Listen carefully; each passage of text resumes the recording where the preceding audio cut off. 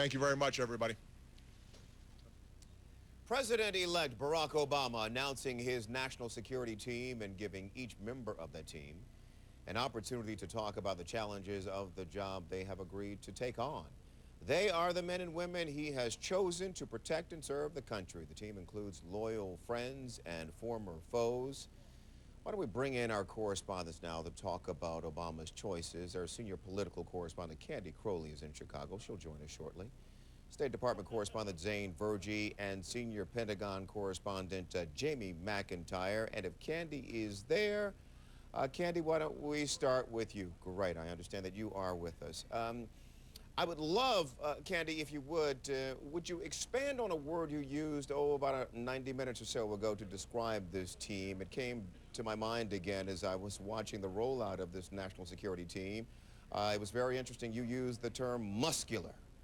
Well, yeah, meaning in the more traditional word of more hawkish than he has been, particularly when you look at the top of this team, or what we believe is the top of this team, and that is Hillary Clinton. It was interesting because it is not just for the people in this room, not just for Americans, but this is also watched in world capitals across the globe. So the fact of the matter is, I think the signal here, both in the selection and in the words of those that you heard, was, listen, we are all about reaching out for diplomacy, but we are all about protecting U.S. interests abroad, and we believe the best way to go about that, of course, is diplomacy. But there was a very clear message here, I think, that the protection of U.S. troops, the protection of the U.S. is also up there as a primary concern. So again, throughout his campaign, certainly Barack Obama was seen as more dovish than a lot of the people who stood behind him.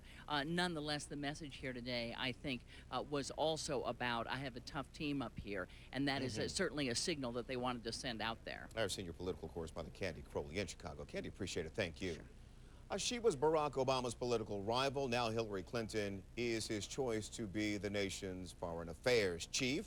State Department correspondent Zane Verjee joins me now with more on Hillary Clinton as Secretary of State. And Zane, good to see you. What's the view of the people at State and others you talk to on this topic?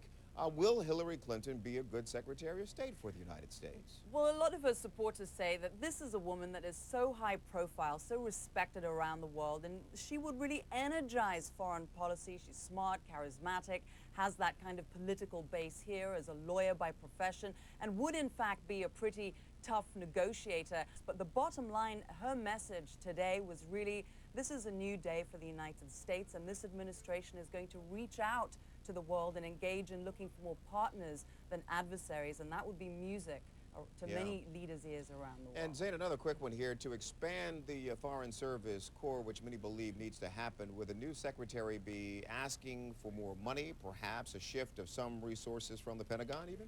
Well, the State Department is pretty under-resourced. It needs more manpower and more money. What Secretary Rice did, she pushed this whole idea of transformational diplomacy. So don't send all the good diplomats to cushy places like Paris or Rome, but instead send them out to build democracies, in more of them in places like the Middle East.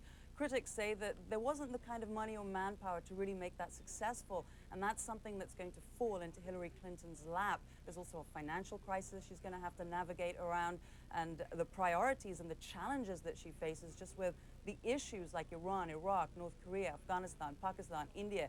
They get a major headache. She needs to prioritize all of these things. One last point, Tony, and this is really important for the State Department. Having someone like Hillary Clinton who knows the internal mechanisms and the internal bureaucracy of this government is really going to be important. She's not going to take nonsense from anyone, and she can really push the State Department's case within this government and raise its profile that's much needed. Zane Verjee at the State Department for us. Zane, appreciate it. Thank you.